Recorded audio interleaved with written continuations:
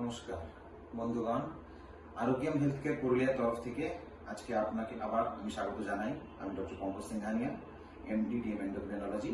আমি একজন diabetes, thyroid এবং হরমোন রোগ বিশেষজ্ঞ। আজকে আমাদের আলোচনার বিষয় এটা খুবই সাধারণ বিষয়। আমাদের অনেকেই এই প্রবলেম হয়েছে, অনেকের আছে, অনেকে সমাধান হয়েছে বা আমরা চিনি এমন ব্যক্তি যাদের এই প্রবলেম আছে, কিডনি স্টোন বা কিডনিতে পাথর। কিডনিতে পাথর আমরা জানি কিডনিতে হতে পারে পাথর। কিডনি থেকে মূত্রথলির মধ্যে যে পাইপটা আসে ইউরেটার, সেটাতে হতে পারে। মূত্রথলিতে পাথর হতে পারে, মূত্রনালীতে পাথর হতে পারে।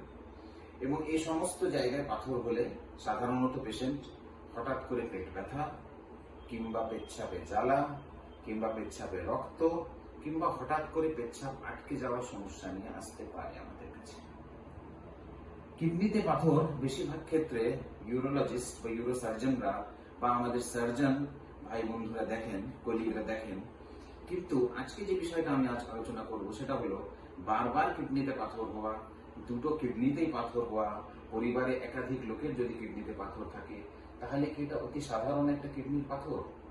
এটা কি অন্য চারটি ব্যক্তির মতন একটা পাথর যেটা একবার হয়েছে, যাদের একবার হয় তা হয়তো ওষুধের মাধ্যমে বা জল অতিরিক্ত খেয়ে পেচ্ছাপের রাস্তায় বেরিয়ে যায়, কিংবা সার্জন ডাক্তারবাবুরা কোনো পদ্ধতিতে সেটা বার করে দেন? সেটা খুব সহজ, বা সেটা সহজ না হলে অন্তত একবারে যন্ত্রণাটা মিটে যেতে পারে অনেক দিনের জন্য। কিন্তু যদি একটা মানুষের ধরুন বছরের পর বছর আবার আবার পাথর হচ্ছে, 5বার অপারেশন করিয়েছি ডাক্তারবাবু আবার পাথর হয়ে যাচ্ছে, আমার দুটো কিডনিতেই 5টা করে পাথর আছে, আমার কিন্তু বাড়িতে একাধিক লোকের পাথর আছে, এটার মধ্যে কিন্তু কিছু মেটাবলিক প্রবলেম থাকতে পারে। মেটাবলিক প্রবলেম বলতে গেলে কোনো প্যারাথাইরয়েড গ্ল্যান্ডের প্রবলেম থাকতে পারে, প্যারাথাইরয়েড, থাইরয়েড নয়। ক্যালসিয়ামের প্রবলেম থাকতে পারে, phosphorus, citrate, magnesium, uric acid, ডায়াবেটিসের সাথে এটা সম্পর্ক থাকতে পারে, এবং মেটাবলিক সিনড্রোম বা কোলেস্ট্রলের সাথে এটা সম্পর্ক থাকতে পারে। এবং যদি এই সমস্ত পেশেন্ট যাদের বারবার পাথর হয়, দুদিকে পাথর হয়, ফ্যামিলিতে পাথরের প্রবলেম থাকে, কিডনি পাথর, তাদের যদি একটু গবেষণা করা হয়, কিছু রক্ত পরীক্ষা, কিছু ইউরিন টেস্ট করে, তাহলে হয়তো এমন কিছু নির্দিষ্ট কারণ খুঁজে পাওয়া যেতে পারে যেটার জন্যই পাথরটা হচ্ছে। সেই কারণের যদি সমাধান করা হয়, তাহলে কিন্তু বারবার পাথর হওয়ার হাত থেকে মুক্তি পাওয়া যেতে পারে।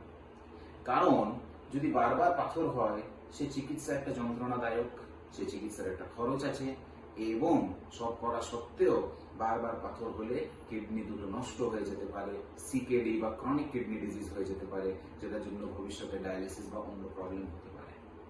তাই আপনাদের কারণ যদি কিডনি সংক্রান্ত এই ধরনের বারবার পাথর হওয়া প্রবলেম, দুটো কিডনিতে পাথর হওয়া, একাধিক পাথর হওয়া, অনেক কটা পাথর হওয়া প্রবলেম আছে, বাড়িতে জানেন যে 4-5টা জেনারেশনে পাথর হচ্ছে, তাহলে কিন্তু আপনাদের এই বিষয়ে কিছু মেটাবলিক টেস্ট বা কিছু টেস্ট করে জানা উচিত যে আপনাদের কিডনিতে কি কারণে পাথরটা হচ্ছে।